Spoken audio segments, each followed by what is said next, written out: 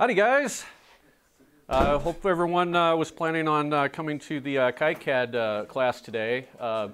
The cookie class is out there apparently. So anyway, so what this is just a basic class on getting started with KiCAD, introduction to PCBs, designing shitty add-ons, artwork with PCBs, just getting your feet wet with making a PCB and sending it out to be manufactured. It's a far more easy process than you'll probably imagine. There's just a bunch of steps you got to do to get there. Like anything else, like the first time you opened Photoshop, it was really confusing, didn't know what was going on. You'll pick it up. It's not rocket surgery. So anyway, with that being said, find the right key here.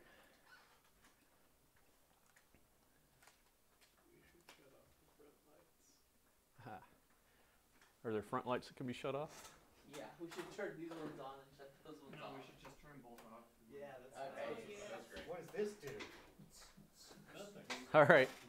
Anyway, so you're probably asking who I am and how I got in here. Who are you and how did you get in here? What are you doing? The second question is the far more obvious one. There is an aperture here that one can enter in through. So I'm Hamster. I've been doing the PCB stuff for a while. You've probably recognized some of my badges and such. I did the hardware design for all of these badges except for this one. I did the software on this one. I've done a number of shitty add-ons. This is all DEF CON stuff, right? So I do stuff for DC 801 and another group I'm a member of is DC ZIA. So I've been doing this for a little while and I really want to disseminate some of this information to other people so we can get more people that are doing creative PCB things, because I think this whole PCB thing is really awesome. So with that said, let's talk about shitty add-ons. So the shitty add-on standard came from Brian Benchoff over at Hackaday, just on a whim for DC 26, probably about, I don't know, February or so before DEF CON. He said, well, what if we have this common standard that we just put like a pin header at everyone's badges, and then you could have little plug-in boards. And everyone's like, you know what, it doesn't cost anything to put one of these on our boards, let's do it. And someone was able to talk the official DEF CON badges into having one of these headers on there as well. So the early standard, as you can see, it was a really shitty standard. It's literally something he crafted together. The official font of shitty add-ons is Comic Sans, of course. And the original one here has this at a 45-degree angle, which caused a lot of grief. He didn't intend for it to be at 45 degrees, but that's how it went out. So there was a lot of people not sure how it was supposed to go. You can see here a couple of examples of some shitty add-ons. These two are ones that I've made, and this one is made by Twinkle Twinkie. You can see some different design choices here. He has a backlit shitty add-on. These have the LEDs in the front. For DEF CON 27, good news, we've got shitty add-ons have been up-revved to version 1.69 BIS. So it's still as shitty as last time, but now with a little bit more shit piled on. We've got a GPIO 1 and GPIO 2 pin on there, which some thought was put into maybe having like one of them be for like a NeoPixel style bus or something else, but it's really kind of up to the badge manufacturer to decide what they want to do with it. The other upshot about it is that we're going to use these kind of connectors that have a shroud around them, so you have more mechanical force, so you don't lose your shitty add-on quite as quickly this time around. So you can see that Benchoff has already developed the developer's edition for the shitty add-on tester platform here. So, all right, so let's talk about printed circuit boards. Passing around right now is a stack of printed circuit boards. These are all boards that I've created. Printed circuit board consists of multiple layers. You have an insulated layer at the middle. We'll get in that a little bit deeper in a minute. You have copper layers. You have silkscreen, solder mask. The other interesting thing about most of these boards is board houses like to measure the board dimensions usually in millimeters. But when they talk about like how fat the traces can be, they like to talk in mils, which are thousandths of an inch. So it's just some weirdness to get used to. Some people like to do their traces in millimeters, but almost no one that works on boards can remember what the conversion is off the top of their head. So everyone talks in mils, so just get used to that. So looking at printed circuit boards, what are some of the elements of it? So holes in printed circuit boards are called vias. I know some of you are saying that's vias, but you're wrong, it's vias. Or you may be right, I don't know. But your vias can either be plated or non-plated, which means that it can be, if it's just a mechanical hole for like mounting something, it's usually not plated. If you want an electrical connection, or if you want to use this as a jumper from one side of a board to the other, it's plated. You have what's called copper pores, which is kind of a misnomer, but the board starts off as a solid sheet of copper, and the areas that get taken away by the etching solution are just blank areas, and then the areas that remain are called copper pores. And then the silkscreen is the ink that goes on top that's either artwork or reference designators or other information. So looking at the printed circuit board itself, this is your typical two-layer, how it stacks up. You've got a center layer here that's made out of FR4, which is kind of a pre-pregnated fiberglass layer that's electrically non-conductive. And there's various thicknesses that you can get on those, from like really bendy boards to really stiff boards. Then on top of that, you have your copper layer, which gets the areas, it starts off as solid copper, and then the areas you don't want copper get etched away. And then on top of that is a solder mask. So the mask covers up the copper areas that you don't want to get shorted out to other things. And then on top of that is silkscreen. This isn't showing silkscreen on there. You can see these drill holes here. They drill the hole and then they plate it with copper. So it makes it like a little copper pipe, like a jumper wire, but allows this trace to jump and connect to a trace on the back side. So that's the real trick about circuit boards, is you can have traces in the front and the back and have them connected together. So if you want more, you could add more layers. And this is a 6-layer, but like your iPhone has boards in there that are like 12 layers. So it just depends on how dense you want to make all the wiring. So the more layers, the more area you have for running wiring and putting ground planes in and having all kinds of fun stuff like that. When you get into multiple layers, you can have vias that are through vias. You have vias that are blind vias that connect 2 layers on the inside. Or you can have vias that only go from like here to here, let's say. And those, the more blind vias you have, the more expensive it gets to build these boards. All right, so. Why is that? Why is because it's a blind via, is it more expensive than one that's more processes? Yeah, after they drill the hole, they have to put it through a process to plate the hole. And if you have like, let's say you've got the middle 2 layers, they got to drill the holes, and then they got to go plate it, and then they got to put it back in the stack, and then they got to stick more boards on. Do all the plating in one stack. Right. Right. Interesting. More human time. And unless you really want a blind via, I'd really recommend don't have blind vias, because then you get stuff that's buried inside the circuit board that you can't stick a multimeter on anymore. So if you know it's going to work, maybe you can go with that and have the expense. But if you've got room to bring a hole all the way out, that's a good thing, because it gives you a pipe into a signal layer inside the board. The stuff I'm going to show you is going to be 2-layer. You can get crazy with 4-layer stuff, but like all the boards I'm passing around right now, those are full-on badges, and I've never needed to go more than 2 layers. I mean, the routing gets a little complex, but 2 layers. So talking about finish on the board, there's these acronyms that get passed around: Hassel, ENIG, OSP. They describe what the surface finish of the bare copper looks like. The hot air solder leveling is the most popular one, which basically they dip your board in solder, then they blow hot air across it to kind of level out the solder. The upshot of that is that it's really ready to solder, and the tin plating that they put on there, the solder in there, keeps the copper in a nice state, so you don't have to like clean it before you solder it. The other processes leave you with copper on the board, which has a really neat look, by the way, to have all the gold on the circuit board. But the downside becomes is that, especially like OSP, if you handle it too much, you get gunk on the copper and it has to be cleaned again before you can solder it. Or You just have to hope that your flux does a good job of cleaning it before you solder it. So printed circuit boards are described with Gerber files. Not that kind of Gerber. There's no baby food involved, no purees. It's just these kind of file formats, which if you've done any 3D printing or if you've done any CNC work, this will look a little familiar. It's a lot like G-code.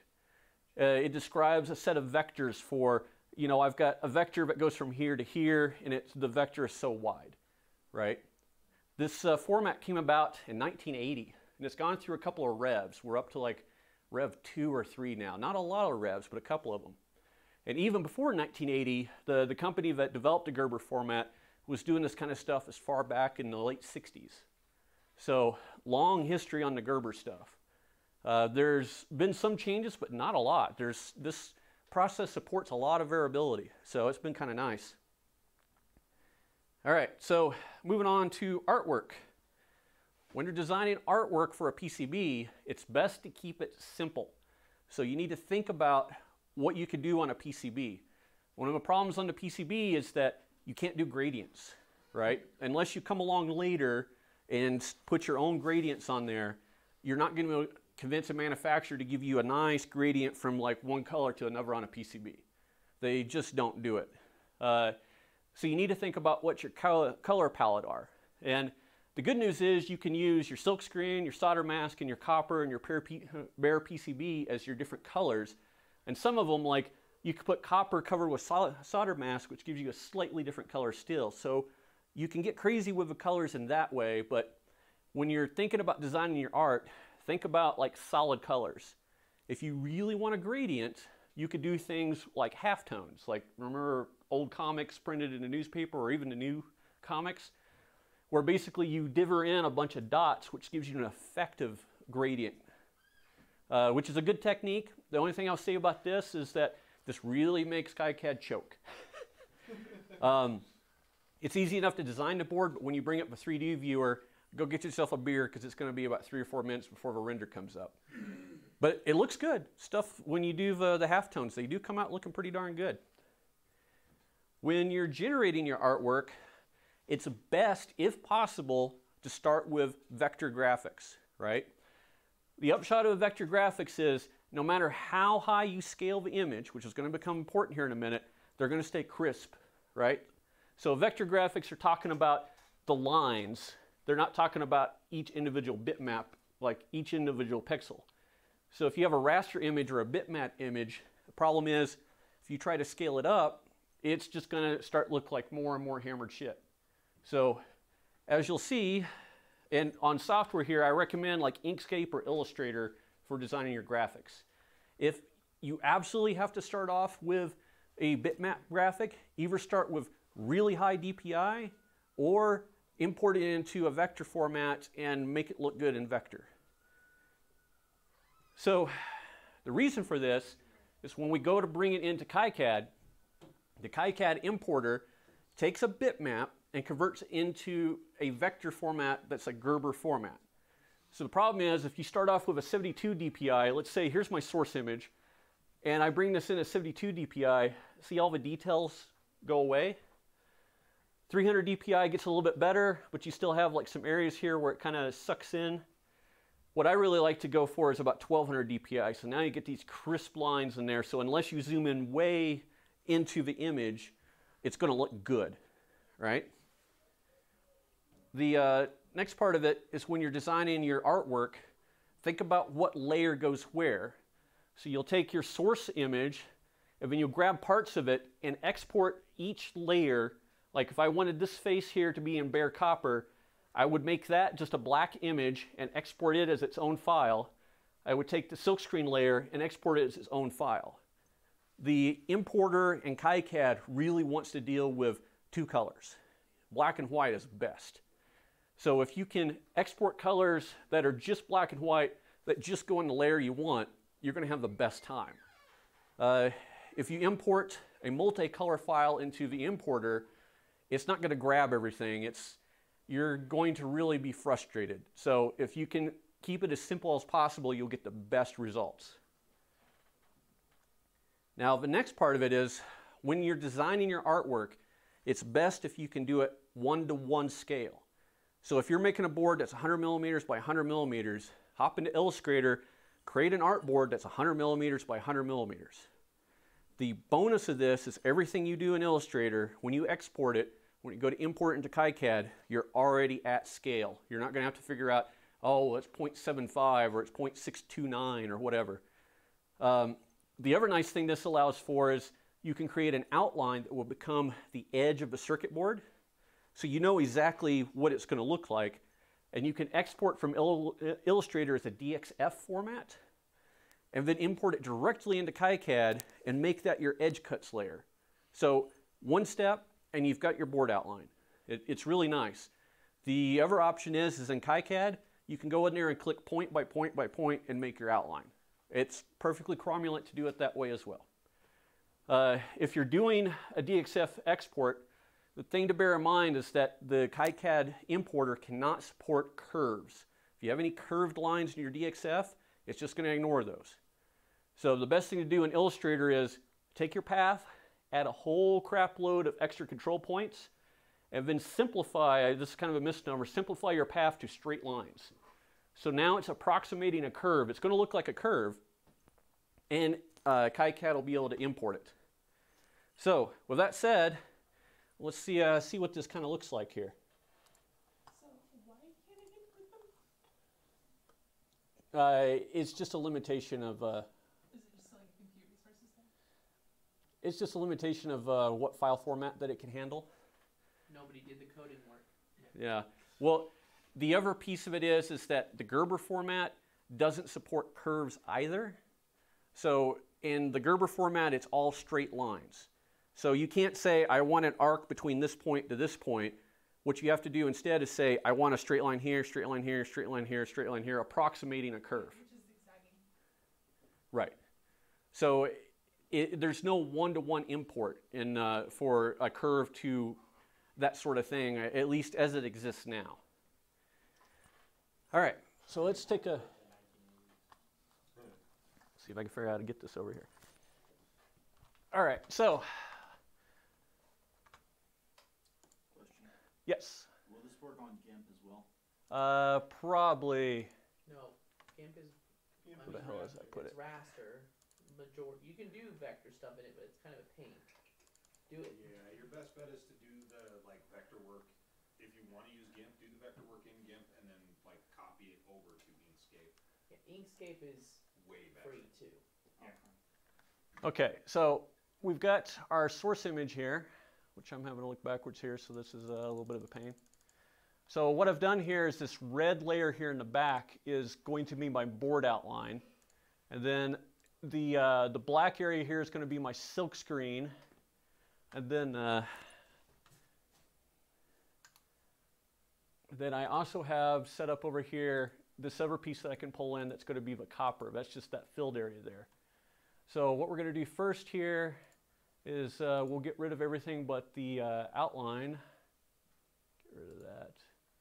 And then That doesn't look like a sheep anymore. hang on a second here. This is a little difficult to do on two screens here. Rotate the monitor to your right. Hey, look at that. All right, all right, all right.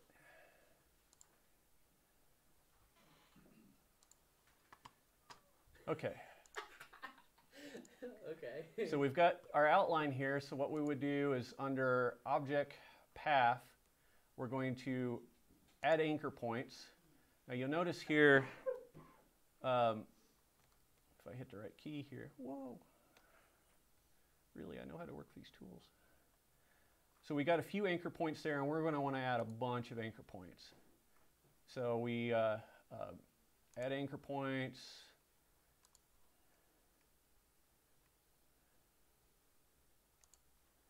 There's not really a hotkey for this, so it's kind of a pain in the ass.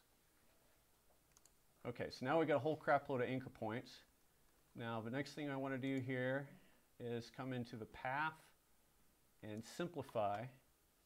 And then we're going to want to do straight lines And you'll notice there's really no visual difference here. So we'll save that.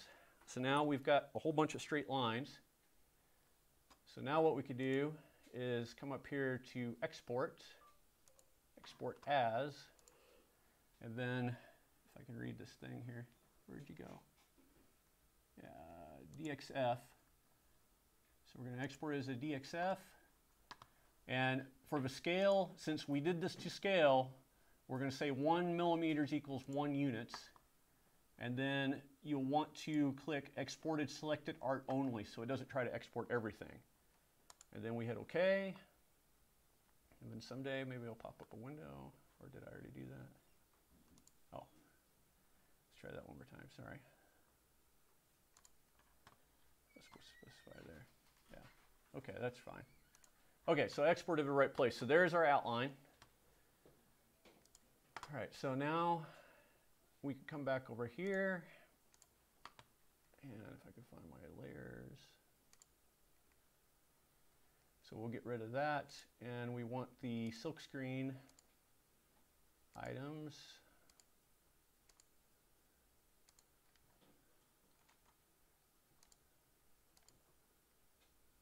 That one. OK, so here's silkscreen.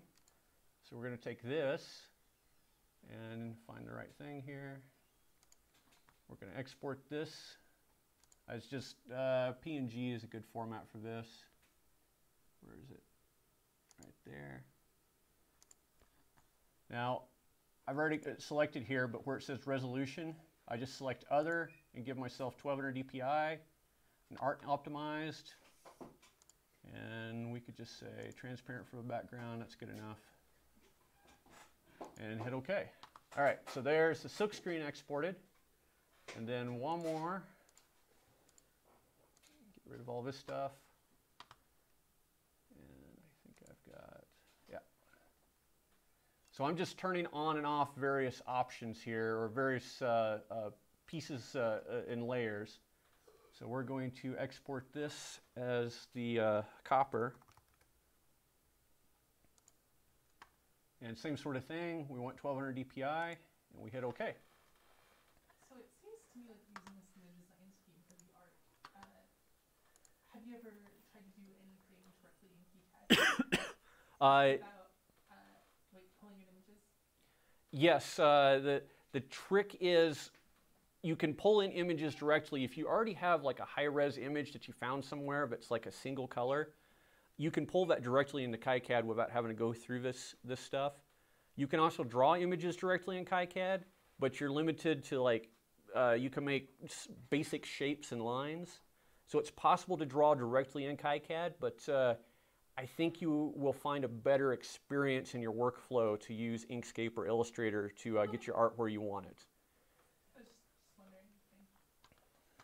All right.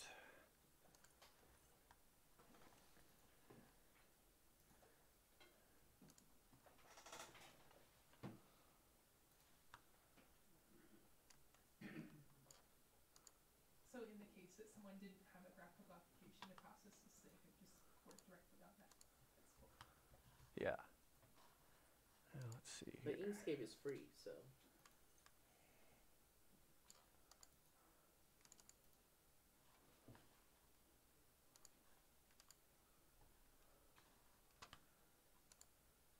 All right.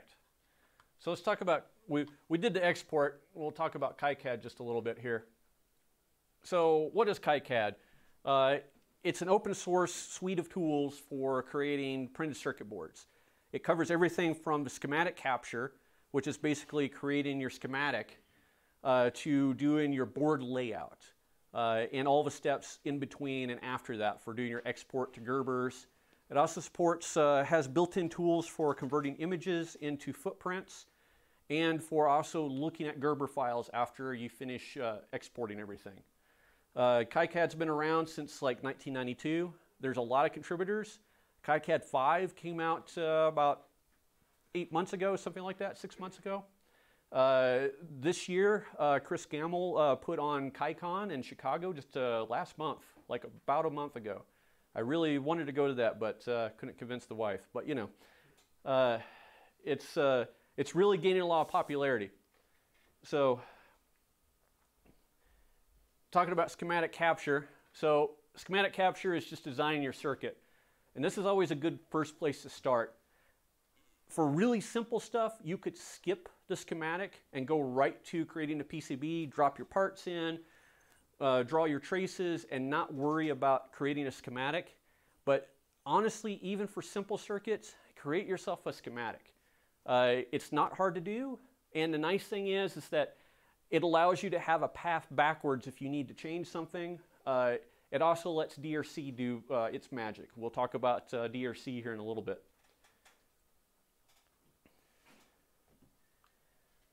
So what we're going to do, where was that here? Yeah.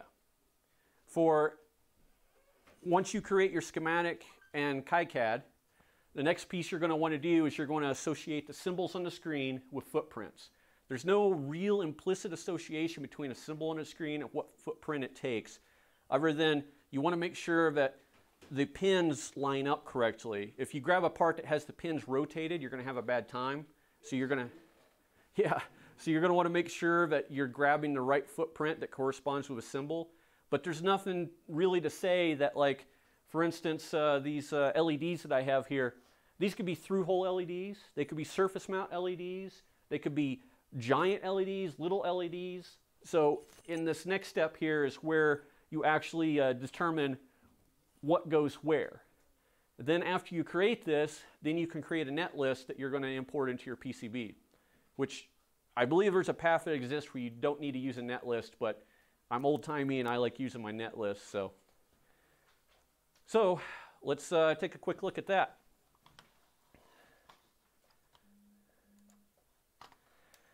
So first things first here, we're going to fire up KiCAD. So a really simple little interface here. And the first thing we're going to do is we're going to create a new project. Can you maybe maximize KiCAD? That is currently maximized. It's not a very big little window there. So what we're going to do is I've made this little folder called sheep. We're going to not create a directory there, and we're just going to call this thing sheep. So we'll save that. And KiCAD automatically makes a board file and a schematic file. So this is the base of KiCAD here. So we're going to start with the schematic file here, which I'll drag over to this screen.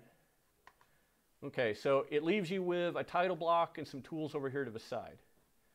Now, one thing we're going to do right quick is we're going to manage our symbol libraries, project-specific libraries, and I've already stuck in this folder a library here that's called Shitty Add-on Schematic. So this is going to bring in a symbol for our Shitty Add-on connector. One other thing that I'm going to do while we're sitting here is under Preferences and manage our footprint libraries. We're going to bring in the Shitty Add-on footprint library here, which exists right there. Okay, so I already had those in the folder, and if you grab the folders from me, you'll have them as well. So we got a blank canvas here for creating our schematic. So what we're going to do is we're going to place a symbol.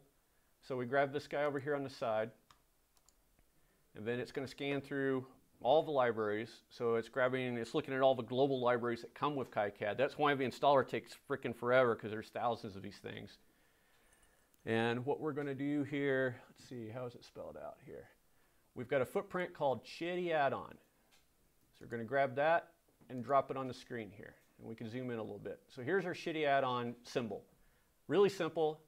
VCC is your positive voltage rail. Ground is obviously ground, your negative voltage rail. And then SDA and SCL in this instance are for an I2C bus, which you don't have to worry about right now. So we're going to come in here and grab ourselves an LED. So any LED will do. So here's an LED, and we can hit C to copy that, and we'll put on another LED. Then we'll add ourselves in, we'll need one resistor, which is just an R symbol. And then I want to wire it between here and here, but I don't want it to look like that, so I'm going to hit R to rotate it. and then stick this in between here. The next thing we want to do is these areas that have a circle on the end are the points where wires can be connected. So all you have to do is hover over one of these points and hit W, and you get a green line. And now you can click on it, and the circles go away to indicate that it's wired together. So I'm doing the same thing there. And then we're going to bring it down to here. So we just wired all the positives together. On these LEDs, this bar here represents cathode, which is the ground. And then we're going to bring this over here. And then the last thing we need to do here is we need to bring in a ground symbol. So we want EO ground symbol here. We'll drop that there. And then we want one more up here. Okay, now these pins over here aren't connected to anything, and it's good practice to use a no connect on pins that aren't connected.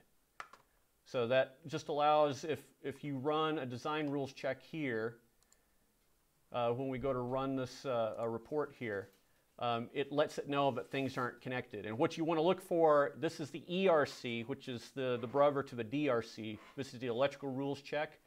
You want to see nothing in the error list. If you get something popping up in the error list, you need to consider, is that something I need to take care of or not? ERC will tell you things like you shorted things together that shouldn't be shorted together, or you left something floating. For instance, if we went back in here and I was to delete this no connect, and then we ran the ERC again here. Okay, well, it's not telling me there, but it should tell me that that pin's not connected. So there's our schematic, really simple. So the next piece of it is we want to associate PCB footprints. So there's this handy little button up here you can click that assigns the footprints. The first thing it's going to want to do is annotate the schematic. Annotation just basically means that all these things that currently have question marks up here, D question mark, it's going to number all those for you. So we just let it annotate it. And then brought up a screen over here. So now it's going to give you a whole series of footprints here. And let's see here. So we're going to have for our diode, we're going to grab, say, an 0805, why not? So you just double click on that. So we're saying that footprint is what we want. And it also has a handy little viewer here so that you can see what the footprint looks like. Which button was that? For the viewer? there's a button up here that says View Selected Footprint. There it is.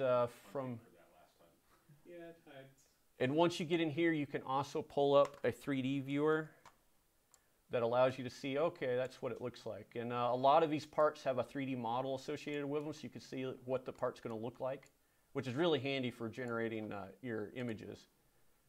Okay, so then for our resistor, do we have, yeah, resistors. We'll put, I'm just picking some ones here. These are a good size. 0805 are pretty easy to work with. And you can look up these online for the various sizes. All right, so then we're going to put our shitty footprint on there. And then we apply, save, continue. And then we're pretty much done here. So we can save this. We already saved it. And then we can generate a net list, which is something of an optional step, but I like doing that. Okay, so we created a schematic and we associated footprints with it. So that wasn't hugely painful. So the next part, we'll talk about importing our graphics. So we're going to use a tool that's the bitmap to component converter within KiCAD. As I mentioned before, if you design to scale, this is going to be an easy step. If you didn't design to scale, now you're going to get to pull your hair out trying to get it to scale, because you're taking your artwork and you're trying to make it live in the real world on a real board, so you care about what size it is, right? when you're creating an Illustrator, it's really easy to make it the size of the side of a building because you don't care. You can scale it down or print it. But when you actually go to put it on your PCB, now you care about that size being right on. By default, it's going to want to put stuff on the front silkscreen. You can change that, but just leave it in the front silkscreen and we'll change it later. This is the easiest way of handling this. So let's give that a shot right quick. All right, so from within KiCAD here, we've got this little utility here. It looks like a little A. So what we're going to do is we're going to load a bitmap, and it's on the desktop here, KiCAD. We're looking at sheep images. So we got our two images here. So we're going to open the sheep head, pulls it in, and we're going to put it on front silk and hit export. And then in here we're going to just call this the silk screen. And save it. Done deal. Do the same thing for our copper. We've got it loaded in. We export it, and we could just call this guy copper, if I could spell here. Wait, you already have copper. Yeah, maybe I do, but that'll be fine. Did I save it to the right place? That's a better question. No, I did not. That's a funny folder name. That was the original title for this was something much more funny. So, all right, so we'll put this in the right place here. So, all right, close enough. So we'll have to do that one more time here. Yeah. All right, so that's all we have to do for converting this to a footprint. So that's pretty easy. So the next step is we're actually going to create the PCB. So we're going to open our board, the empty board that KiCAD has generated for us. We're going to place our imported footprints. We're going to import our outline, and we're going to import our net list that will bring in our symbols. Next thing we do once we bring all that in is KiCAD will helpfully give you what's called the rat's nest, which is just a whole mess of wires that they're just lines that say this pad needs to connect to this pad, and they're going to be all jumbled over the top of each other. So your next job is to lay everything out in such a way that you can solve the rat's nest. So you're going to want to lay out your symbol or lay out your footprints where you want them to go. You may have to rotate them, and then figure out a way to get the wires to connect up in such a way that they don't short each other out. They get to where they need to be, and you've solved your rat's nest. You don't have anything left open. The other thing that I mentioned here is that most board houses have a limit of about 6 mils for their traces and for their spaces. Spaces is the distance between one trace and another. You can go smaller than that, but it requires a board house to do different processes, and they will charge you more. Sometimes a lot more. Personally, I try never to design anything smaller than 7 mils, just so I have a little bit of headway. With that picture that you had there was a very small amount of space between the trace and the pad. Is that under 6 mil or? Yeah, that's under 6 mil. So 6 mil is pretty small. These traces you see here are probably about 15 or 20 mils traces. These are pretty fat traces. Okay. And then the last thing you want to do is you want to run DRC on your board. Seriously, you want to run DRC on your board. It's your friend. DRC will tell you if you're about to commit a very big error. You always want to run DRC before you export your Gerbers so that you know that your board is going to work out correctly, so that you don't have something shorted, you didn't leave something floating. It's entirely possible, and I've done it before in the past, where I've created a ground plane and forgot to tie ground to the ground plane. So the whole ground plane's floating, you get the boards in, and you're like, why doesn't any of this work? Well, because I didn't run DRC because I'm a moron. All right, so let's take a look at that right quick. So back over in here, we have our PCB, which we open this thing up. I dragged a window over here. And you get a blank circuit board in the nice dark color. I know most of you guys are hackers and enjoy the dark color scheme. So what we'll do here is we'll come up here and where is it? We'll open our net list over here. And the net list brings in a little pile of parts here.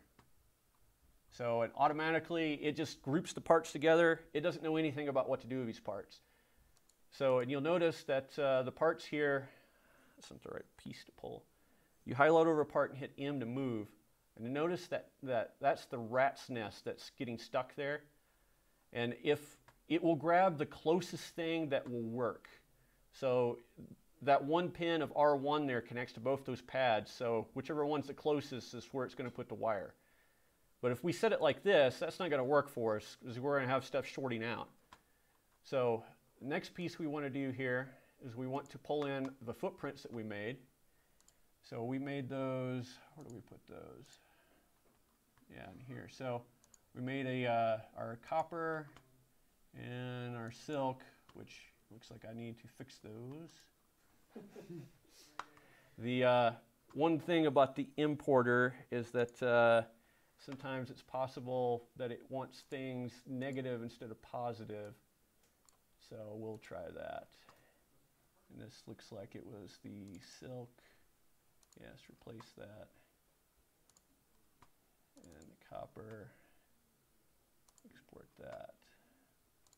See if I got that right this time around. Closer. Actually, I think it was just my threshold was too low. Sometimes you have to play with it a little bit to get it to do what you want it to do. I kind of like the giant cube with us. Okay, so we'll export this guy as, that's the copper one. And then we want to reload that one, export it as the silk one.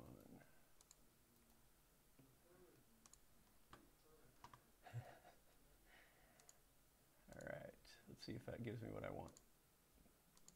Apparently not. Okay, we'll try this one more time.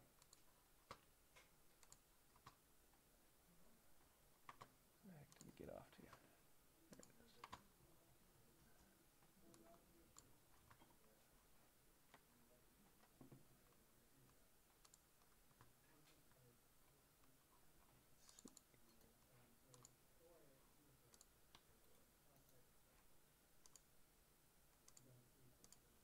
Just not going to give it to date.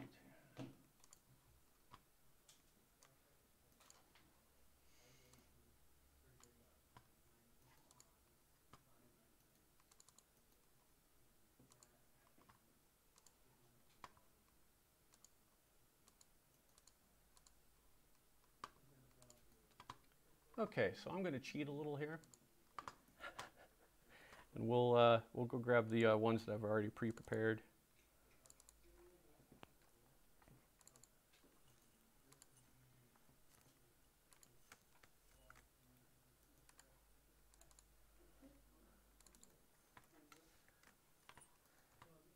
All right.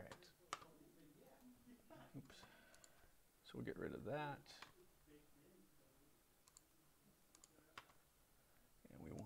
Here's the bare copper one, and we'll bring in the silkscreen. So part of this process is you kind of have to manually line these pieces up. Now one thing that I did here in the background, so I'm hovering, I selected this copper layer here. I hit E to bring up the options, and then I'm hitting Edit Footprint. So this brings up the footprint editor window. Now the trick about the bare copper here is that there's actually two pieces to it. The bare copper, in order to make the bare copper, you have to specify, you have to put a solder mask over the top of it. And the way the solder mask layer works in KiCAD is it's a negative layer. Anywhere that you put a polygon on the solder mask layer is where it's not going to put solder mask. Does that make sense? So for these objects, basically what I did is you click on it, you can hit E, which brings up this window here, but you can decide what layer to put it on. So this started off on silkscreen, so I moved it to front copper, and then I duplicated it, pasted it in place, and then moved the duplicate to the solder mask layer. So you can see I've got two polygons sitting on top of each other. One is copper, one is the mask. So then the other piece that we're going to need to do here is we're going to need to import our, let's see here, import our DXF, and that's on our desktop.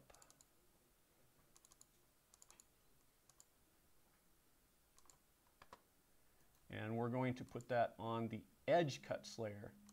There's a special layer called edge cuts. That's where your edges go. Which it looks like I screwed up the scale. So our edge cuts are a little off. Let me try that again here.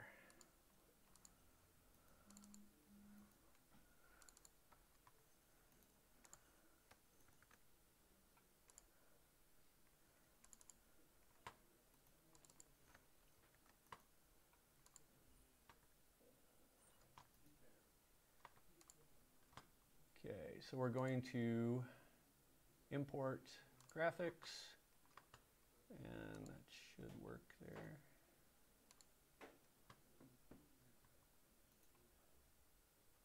Hey, I crashed KiCAD.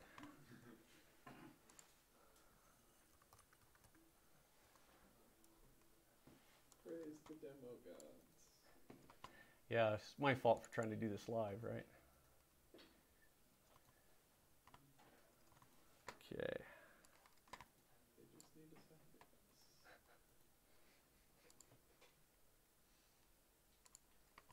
Are you volunteering?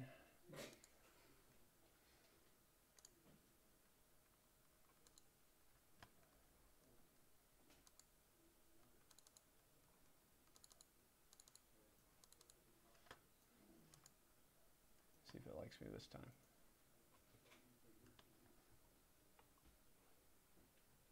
Nope, not gonna like me. Okay. All right, we'll do this.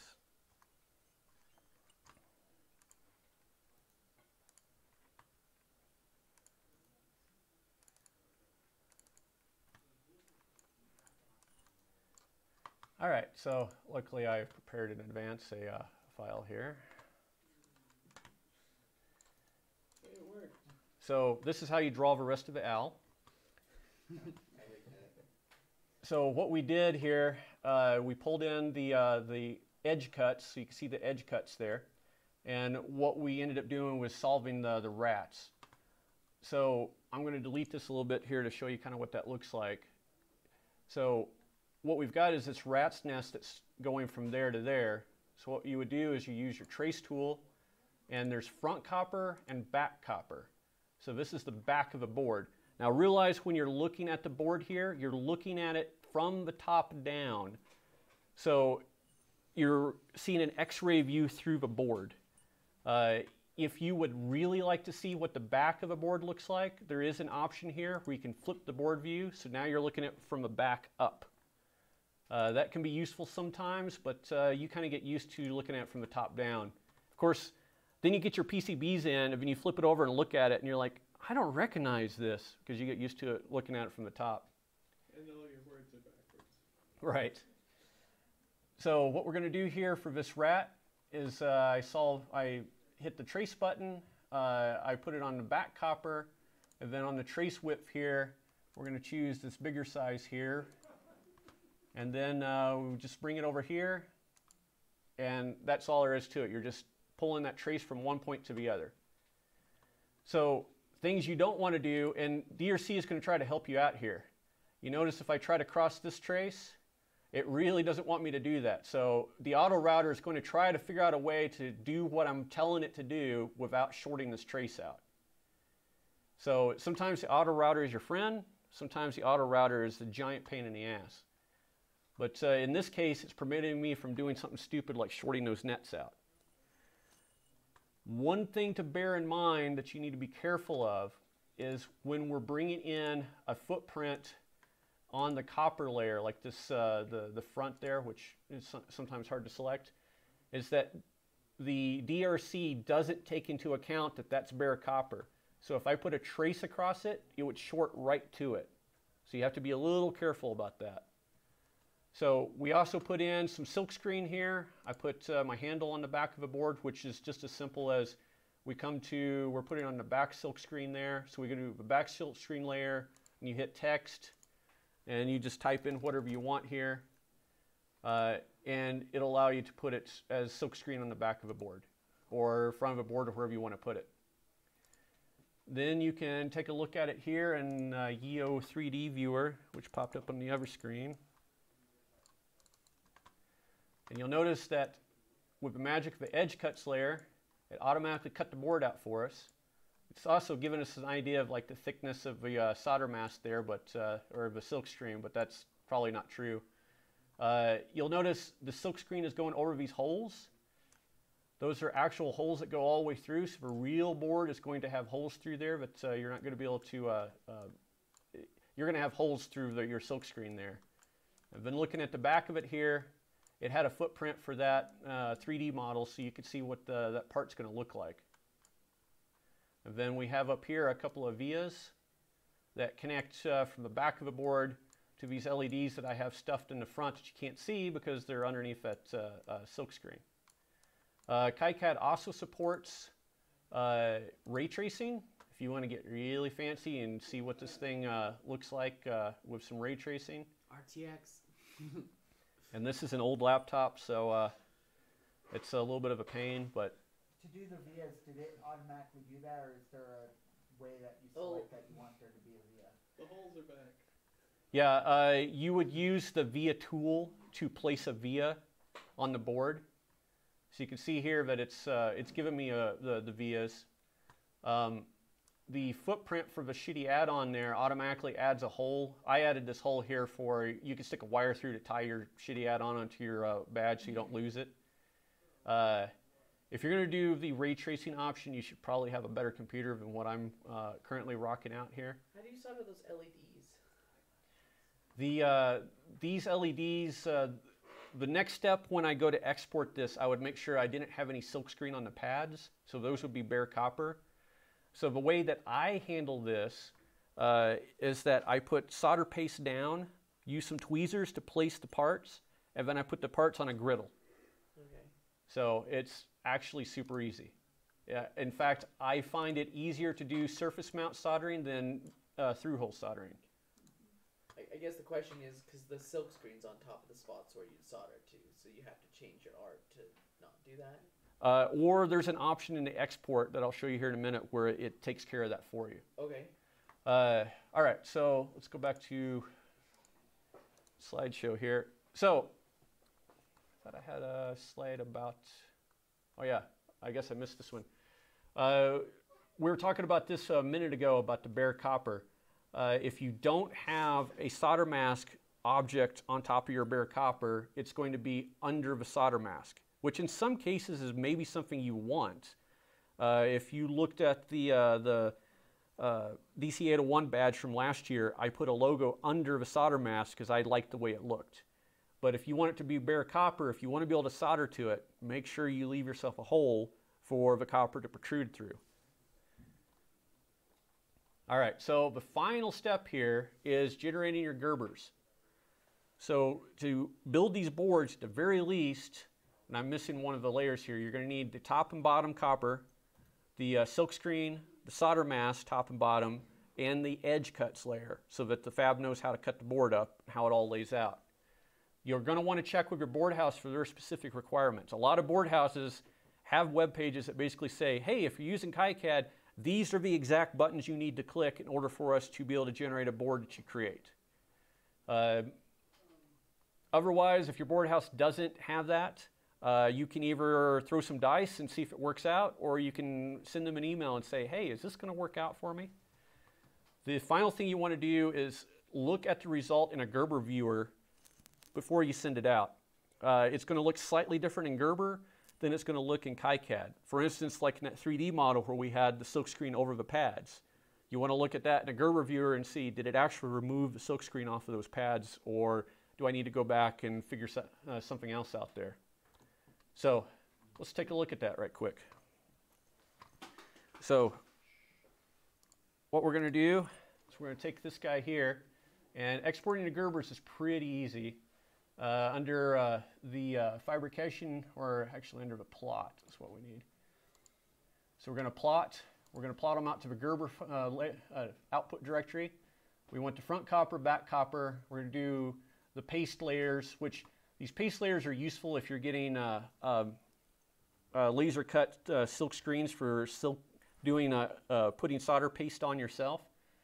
Front silk, front mask, back mask, and edge cuts. This option is something you'll be interested in here, Bash Ninja. It says subtract solder mask from silkscreen. And the other one that sometimes exclude pads from silkscreen. So if you had silkscreen over a pad, this will make sure that it doesn't get covered up.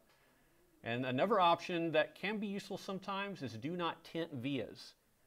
What that means is, do you want your vias to be underneath the solder mask, or do you want them to be exposed? It's perfectly okay to cover your vias with solder mask. It makes the vias not stand out on your board, but if you want it to be more testable, you'll want to not tint your vias so that you can stick a probe on them or solder to them easy.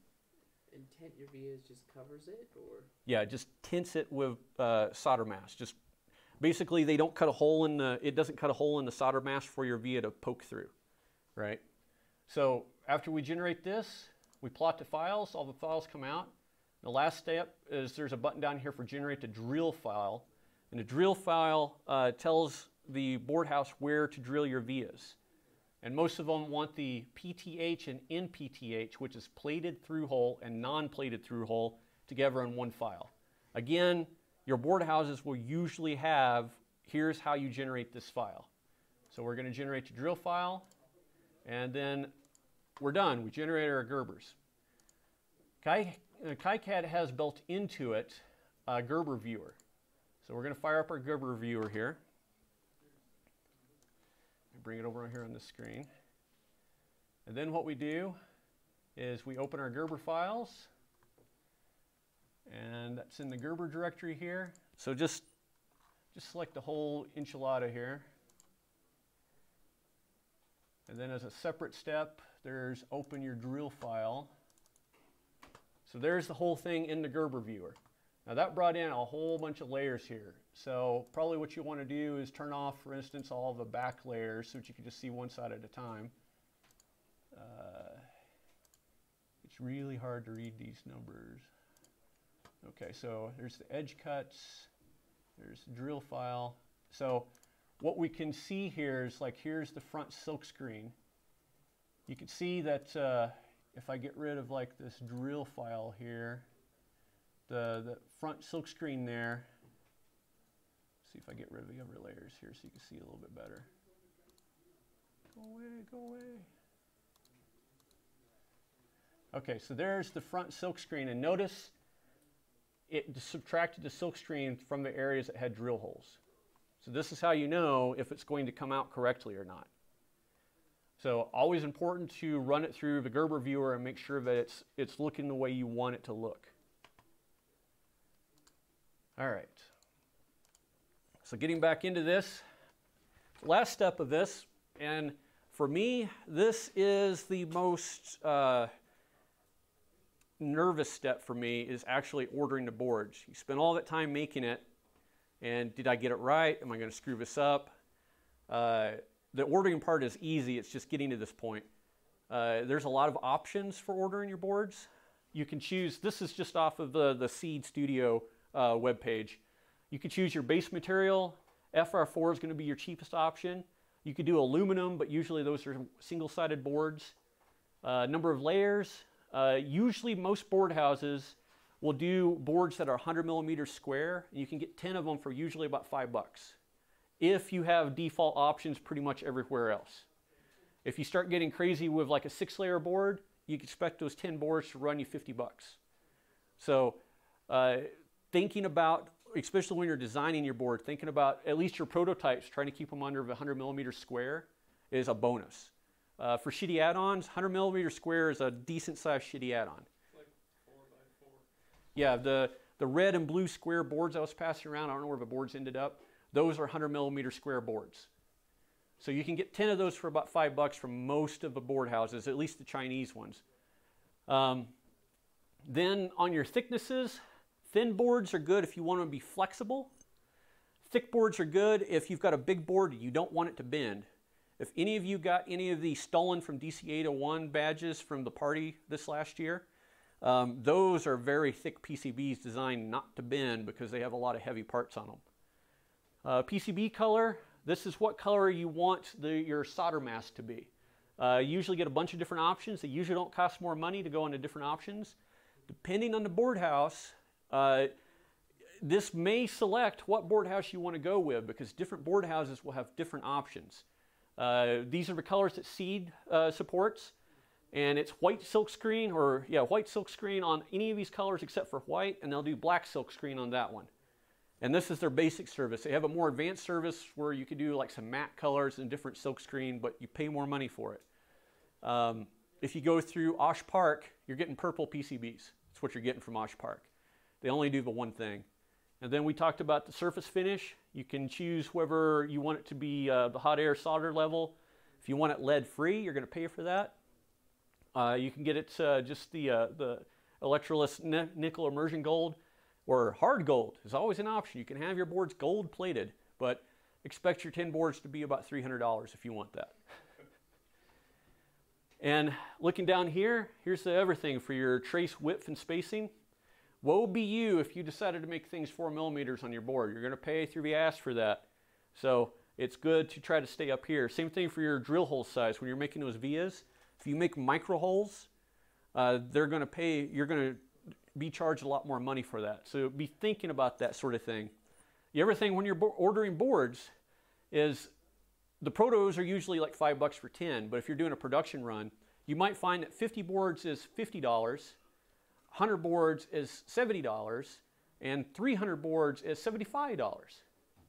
So it's not exactly a linear scale on the cost of boards. So sometimes you can throw an extra 100 boards on there and spend like $2. Of course, then you got 100 extra boards, and what the hell do you do with those? Hope they say Marv was here on them so you can distribute them, right? So in ordering boards, the China boards, I've had good luck with the China fabs. They come out pretty good.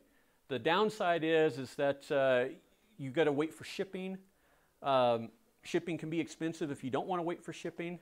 The other piece is this is the joke always, delay one day with China, because at 3 a.m. they send you a question. Hey, we don't know what to do with this thing. Can you advise? And I guarantee if you reply back to them 5 minutes later, they'll pretend that they didn't get your email until the next day. So it's always like, oh, I was up at 3 and I spoke to you, and it's, you know. So if you're on a time crunch, beware about that.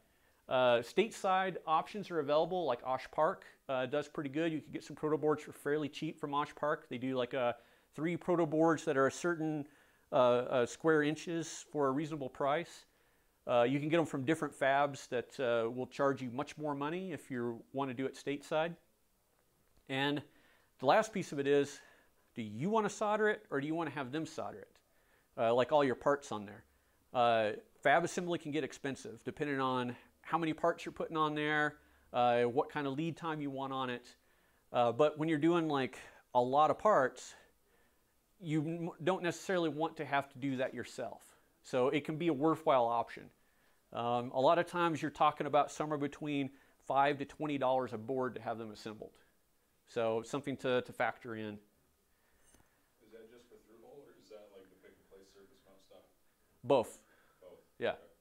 Okay. If you have a lot of through hole, they don't really like that because through hole means human. Yeah. So if you got a few through hole, they'll let it squeak by. But if you're ordering, like if your dream is to make Motorola 68000 series boards that are all through hole, you're going to pay for that. Sourcing parts. So AliExpress is a good option, but there's a language barrier there and you never quite know what you're going to get. But it's cheap, it's really cheap. Like I can get battery boxes for 10 cents a piece from AliExpress where they cost like $2 from the United States suppliers. But I also had to order 3 different times from AliExpress to get the right battery boxes. So you could choose Amazon. A lot of people sell the same shit on Amazon as you can get on AliExpress, just for a decent markup. DigiKey and Mouser are good places to get your stuff from. They're tried and true, but they're going to have a little bit more expense to them. Arrow is an interesting place. They don't quite have a selection of DigiKey and Mouser, but they usually have free overnight shipping. I don't understand how they make money. Like literally, a box this big for 3 parts, and it's free. Yeah, the other day I literally ordered $4 worth of resistors. Like this is like 2,000 resistors, $4. They arrived overnight, and it was $4. I mean, last summer they were running a special that if you ordered more than $35, they would throw in a free Raspberry Pi. And I needed to make like a $150 order, so I broke it up into 4 $40 orders, got 4 Raspberry Pis with free overnight shipping on the whole shebang. Like, how did they make any money off me? I don't understand it. It is a money laundering front. I don't know. It's good for me anyway. If the fab is going to assemble your boards, it's usually best to let them source the parts, especially the China parts, because a lot of times when you go to buy the parts, you buy the part from China, you import it, and then you need to turn around and send it back to China. And now with all the extra tariffs we have in place, you got to pay the tariffs going back and have to deal with the lead time of shipping. So a lot of times it's easiest to tell the fab, hey, you know what? Here's the parts I want you to get. Try to get something close to that. And just be a little careful there because they will cut corners if they can. So if you've got a part that needs to be 1% accuracy, you need to specify that. So with that said, that's basically how you put a PCB together. So those of you that are still awake, let me know if you have any questions or snide comments. I've never ordered fab. What do you have to provide them to actually get the right parts? So usually what they have is they'll have like a template for their BOM, like Seed gives you, download this template. What you would usually specify is, here are the reference designators, you know, like U1, U2. Right. You'd specify a part number, and if they don't have it in stock, like Seed has their online parts library, you can specify a number from their OPL and they'll source it from there. If they don't have it, you can include like, here's where you can buy it from DigiKey. And you basically give them a spreadsheet of that and send it to them, and some human over there will go through your spreadsheet, tally up how much it's going to cost him to order all that stuff, and then come back to you and say, here's what we're going to charge you for these parts. Okay. In addition to that, from KiCAD, you're going to want to generate a position file. And the board house will tell you what exactly it needs to be, but the position file basically says this part needs to go here with this kind of rotation. Yep, and I've done that before. So those things combined, you send it over to the fab. A lot of places, like for Seed, for instance, if you use their OPL and pull it in, they'll automatically quote you, this is your cost per board, this is how much we're going to charge for assembly. Click here to order and you'll have it in 7 days. If they need to order parts, usually what will happen is you'll add it to your cart, and then some human will process it, and then they'll send you an email and say, hey, it looks like it's going to cost $200 for this. And then you tell them, proceed, here's my credit card. So pretty simple like that.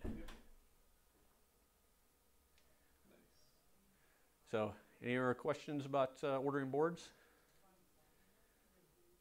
Or anything in general? Did any of us help you guys out? Give me your feedback on that. I'm kind of quasi hoping to present this as a talk at other places, so your feedback is useful. So. It's very enjoyable. I liked it. You can yell out all your keyboard shortcuts more often because they don't show them anywhere in the goddamn programs. So, Yeah. I found somewhere and put it out, keyboard shortcuts. Yeah, I've done that, but I always lose the sheet when I need it.